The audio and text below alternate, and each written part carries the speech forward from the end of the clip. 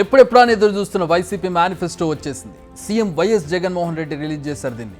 Manifesto రిలీజ్తో పాటు విపక్షాలపై ఓ రేంజ్లో fire అవ్వడం మరో ఎడిషన్. అయితే వైసీపీ మేనిఫెస్టోలో ఏముంది? ఈ మేనిఫెస్టో వైసీపీకి మళ్ళీ అధికారం కట్టబెడుతుందా?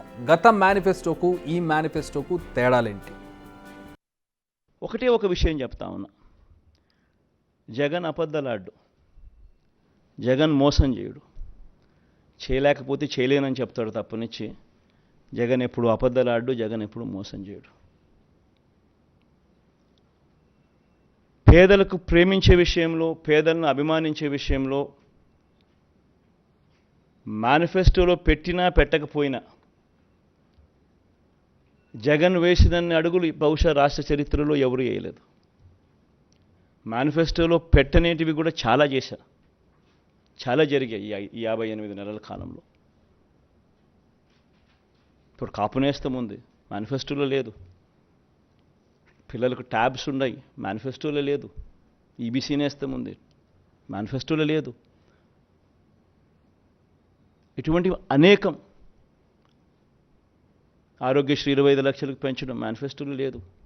పిల్లలకు విద్యా కానుక మేనిఫెస్టోలో లేదు. పిల్లలకు గోరుముద్ద మేనిఫెస్టోలో లేదు. ఇటువంటి అనేకం. 31 లక్షల ఇళ్ల పట్టాలు మేనిఫెస్టోలో లేవు. అనేకం చేశాం. గత ఎన్నికల్లో ఇచ్చిన మేనిఫెస్టోను 99% అమలు చేశాం. చెప్పనివి కూడా ఎన్నో చేశాం. ఈసారి కూడా చేస్తాం. ఇవి సీఎం జగన్ మేనిఫెస్టోలో చెప్పిన అంశాలు. ఇక ఈసారి ప్రవేశపెట్టిన మేనిఫెస్టోలో ఏముందో ఒకసారి చూద్దాం. విద్య, వైద్యం, వ్యవసాయం, ఉన్నత విద్య, అభివృద్ధి, పేదలకు ఇళ్ళు, నాడు నేడు, మహిళా సాధికారిత, సామాజిక భద్రత. ఇది వైసీపీ మేనిఫెస్టోలో కనిపించిన అంశాలు. అయితే గతంలో ఇచ్చిన నవరత్నాలకు ఈసారి పొడిగిస్తూనే మరిన్ని తాయిలాలు ప్రకటించారు సీఎం జగన్. వైఎస్ఆర్ చేయూతను 75,000 నుంచి 150,000కు పెంచారు.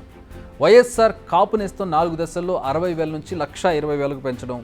ఈబీసీ నేస్తాన్ని 45,000 నుంచి 105,000కు పెంచడం. అమ్మ ఒడిని 15,000 నుంచి 17,000కు పెంచడం. 0 వడ్డీ కింద 3 లక్షల వరకు రుణాలు ఇవ్వడం.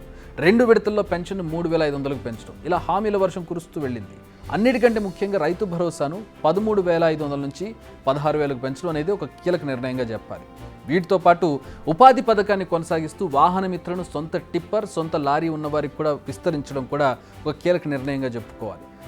నిజానికి ఇవన్నీ గత ఎన్నికల్లో వైసీపీ ఇచ్చిన హామీలే, అమలవుతున్న హామీలే. అయితే ఈ ఎన్నికలు వచ్చేసరికి వాటిని కొనసాగిస్తూనే వాటి లెవెల్ పెంచింది. అంటే ఒక నెక్స్ట్ లెవెల్కి తీసుకెళ్ళింది వీటన్నింటినీ కూడా, వాటి లిమిట్స్ని పెంచుతూ. అయితే ఇదే స్టైల్లో టీడీపీ సూపర్ 6 అంటూ కొన్ని హామీలను ప్రకటించింది. అవేంటి ఇప్పుడు చూద్దాం.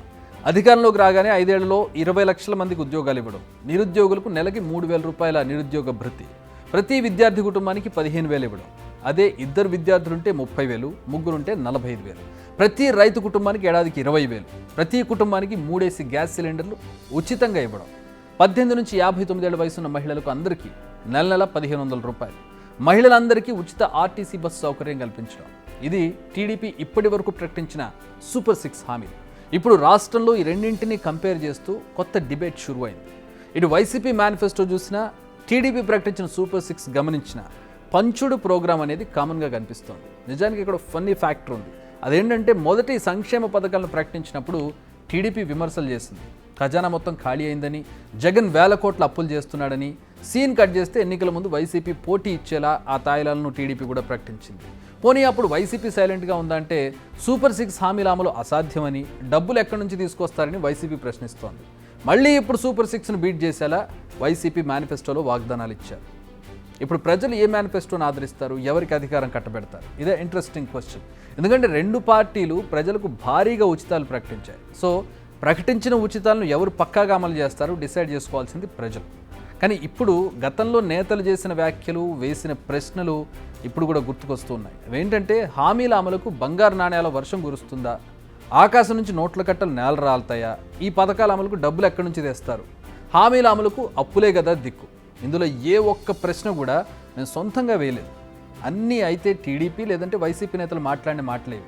మరి వీటికి సమాధానం టీడీపీ చెబుతుందా, వైసీపీ చెబుతుందా అనేది వేచి చూడాలి. నిజంగా ఈ మేనిఫెస్టోను ప్రజలు ఏ మేరకు విశ్వసిస్తారు, విశ్వసించి ఏ పార్టీకి ఇక్కడ పట్టం కడతారనేది కూడా బిగ్ క్వశ్చన్గా చెప్పుకోవాలి. సినిమా ఇండస్ట్రీ, ఏపీ రాజకీయం, అది ఉమ్మడి ఏపీ కావచ్చు, ఇప్పుడు విడదీయబడ్డ ఏపీ కావచ్చు, ఎక్కడైనా సరే సినిమా ఇండస్ట్రీకి రాజకీయ రంగానికి విడదీయలేని బంధం ఉంటుంది. పవన్ కళ్యాణ్ మొన్న మధ్య ఎలక్షన్స్లో పోటీ చేసినప్పటి నుంచి, ఆయన రాజకీయాల్లోకి వచ్చినప్పటి నుంచి ఏపీ పాలిటిక్స్లో సినిమా రంగానికి మరింత బంధం ఏర్పడిందని చెప్పుకోవచ్చు. గతంలో ఏపీ పాలిటిక్స్లో సినీ గ్లామర్ అంతలా కనిపించేది. దశాబ్ద కాలం నుంచి ఇదే సీన్ కనిపిస్తూ వస్తోంది. కొన్ని రోజుల క్రితం వరకు ఈసారి ఈ ఇంపాక్ట్ తగ్గుతుందనే ఒక టాక్ ఉండేది. కానీ కొన్ని రోజులుగా జరుగుతున్నటువంటి వరుస సీన్స్ చూస్తుంటే అది తప్పుడు అభిప్రాయం అని, ఇంకా ఆ ఇంపాక్ట్ బాగా ఎక్కువగా ఉందనేది ఇప్పుడు అర్థమవుతోంది. ఎందుకు ఇలా అనాల్సి వస్తుందంటే రీసెంట్గా జరిగిన పరిణామాలను చూడాలి. అసలు ఇండస్ట్రీ గతంలో లాగా ఇప్పుడు ఇంకా ఏకతాటిపై ఉందా రాజకీయాల విషయంలో అనే దానికి కూడా మనం ఈరోజు చూడబోతున్నాం.